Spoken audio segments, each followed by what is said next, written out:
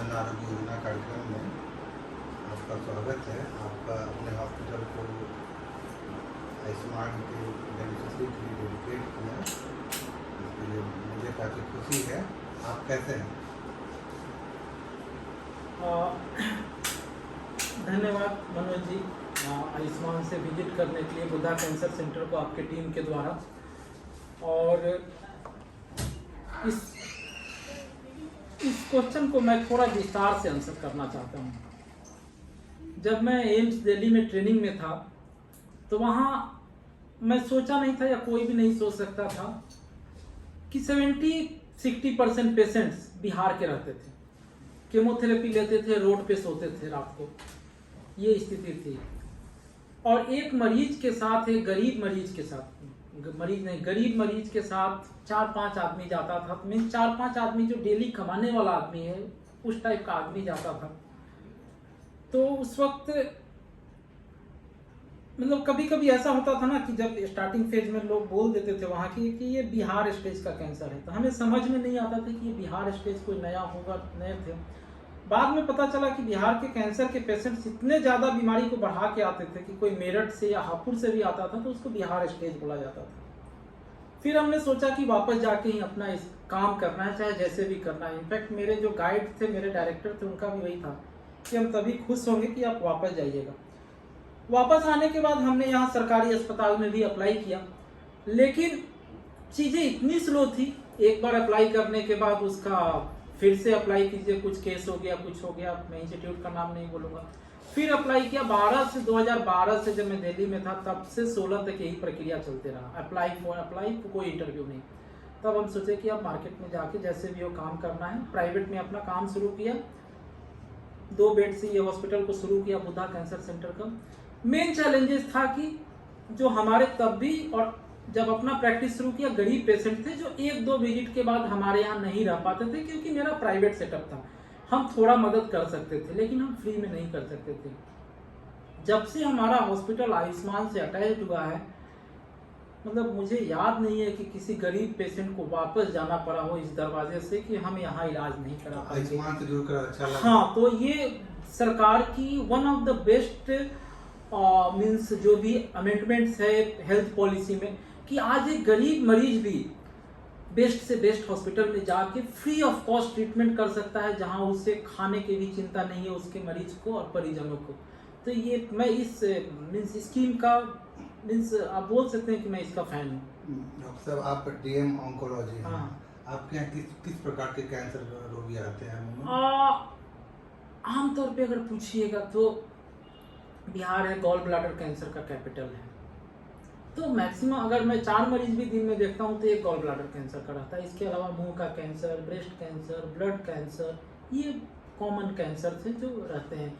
Breast cancer औरतों में, gall bladder cancer overall, मुंह का कैंसर, ब्लड कैंसर, ये अगर 4-5 कैंसर कॉमन कैंसर पूछिएगा तो। उसके अलावा सर्विक्स का, ओवरी का, सारे कैंसर्स रहते हैं। अच्छा, अमूमन ट्यूमर बोर्ड कितने दिनों पे बैठक करती है? ट्यूमर बोर्ड हम जनरली वीक में 2 से 3 बार करते हैं। अगर कोई इमरजेंसी हुआ तो तुरंत भी कर लेते हैं, बट जनरली 2 बार रखते हैं हम लोग। सर्जन से डिस्कस करते हैं अपने केसेस जो मल्टी डिसिप्लिनरी बोर्ड के। अब जैसे ब्लड कैंसर है तो उसमें ट्यूमर बोर्ड की नहीं रिक्वायरमेंट है, there only medical oncologist is required और हेमाटोलॉजिस्ट। HBP 2.2 पैकेज से सेटिस्फाई हैं?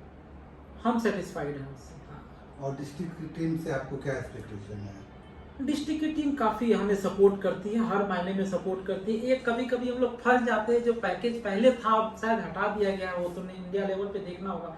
जो इमरजेंसी पैकेज था, जैसे कोई पेशेंट वेंटिलेटर पे चला गया या कोई पेन एंड पैलिएटिव का पेशेंट है जो घर नहीं ले जा सकता है, तो उसके लिए कोई ऐसा पेन एंड पैलिएशन का पैकेज नहीं है। जो कि cancer means pain and palliation. 70% patient ultimately terminal phase में जाते हैं and ultimately we lose the battle आज के डेट में। डॉक्टर आकांक्षा, हाँ, We feel very honored to came here and interact with you. Sir, एक चीज़ जानना चाहेंगे, जैसे कैंसर ऑफ सर्विक्स फीमेल में बहुत कॉमन है, तो जैसे इसमें भी हम लोग केमो दे रहे हैं या कुछ भी दे रहे हैं, तो उसके साइड इफेक्ट्स क्या क्या होंगे? जैसे अगर दे रहे हैं तो साइड इफेक्ट्स हम ओवरऑल कीमोथेरेपी का साइड इफेक्ट्स बताते हैं। आम तो कुछ साइड इफेक्ट्स होते हैं जो पेशेंट को तंग करेंगे, कुछ साइड इफेक्ट्स जो उनके जान ले लेंगे, कुछ साइड इफेक्ट्स जिससे कि उनको इमोशनल ट्रॉमा होगा। ये 3 फेज में साइड इफेक्ट्स। और चौथा साइड इफेक्ट्स लॉन्ग टर्म। आज से अगर मैंने 5 साल के बच्चे को केमोथेरेपी दे के ठीक कर दिया कैंसर, हमने पूरा मेडल हर जगह बता दिया कि ठीक कर दिया, लेकिन इस 5 साल के बच्चे को हमको 70 साल तक जिंदा रखना है। अब उस केमोथेरेपी से 30 साल की एज में उसका हार्ट किडनी नहीं डैमेज हो, तो एक लॉन्ग टर्म साइड इफेक्ट्स हुआ। शॉर्ट टर्म साइड इफेक्ट्स जो 2 दिन 3 दिन में उसको तंग करेगा, लॉन्ग टर्म जो है उसको आप कैसे मैनेज करें? हम बता रहे हैं पूरा। जो शॉर्ट टर्म साइड इफेक्ट्स है 2-3 दिन में, वो उल्टी, बदन दर्द, ये सब मेनली होता है।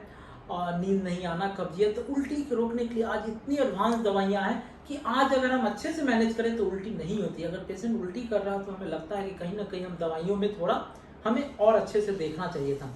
ये शॉर्ट टर्म हुआ, बॉडी है कि सब। उसके बाद होता है आपको लाइफ थ्रेटनिंग, ये जानना जरूरी है। हम केमोथेरेपी से 2-3% पेशेंट साल में खोते हैं 100 में। वो है कि जब WBC कमे 1000 से नीचे और बुखार लगे, तो वो जैसे हार्ट अटैक इमरजेंसी होते हैं वैसे उसमें IV एंटीबायोटिक शुरू कर देना है। वो छपरा में है, पूर्णिया में है, उसको मेरोपेनेम, पिप्रासिलिन, टाइजोबैक्टम या सेफेपेराजोन सल्बैक्टम ग्रुप का कोई भी IV एंटीबायोटिक्स एलॉन्ग विथ लेवोफ्लॉक्स। तब तक वो पटना आएगा। तो अगर WBC 800 है और वो बुखार लेके 2-3 दिन घूमते रहेगा दूसरे डिस्ट्रिक्ट में, देयर इज ऑल प्रोबेबिलिटी कि वो पेशेंट मर जाएगा उधर। तो ये लाइफ थ्रेटनिंग कॉम्प्लिकेशन है, जिसके लिए हम पेशेंट को काउंसलिंग करते हैं, उसको ये देते हैं अपने यूट्यूब चैनल से। ये जैसे अगर बुखार, ये सारे साइड इफेक्ट्स है, अगर बुखार लगे तो ये टैबलेट शुरू कर दे, CBC कराएं और तुरंत सूचित करें। कीमोथेरेपी के बाद होने वाले बुखार जानलेवा हो सकता है, इसलिए चिकित्सक को तुरंत सूचित करें। ये सब पेशेंट को देते हैं। डॉक्टर साहब, अभी आपके यहाँ 5 पेशेंट एडमिट हाँ। हैं, सौरभ, उमा देवी, जैसे डॉक्टर आकांक्षा देखी भी है। इन लोगों का कंसेंट या सेटिस्फेक्शन लेटर लेते हैं आप लोग? हाँ, डेफिनेटली हर विजिट में लेते हैं उनका। हर विजिट में अगर कोई परेशानी भी हुई उसको भी हम कैसे दूर करें, हर विजिट में लेते हैं उनसे हम।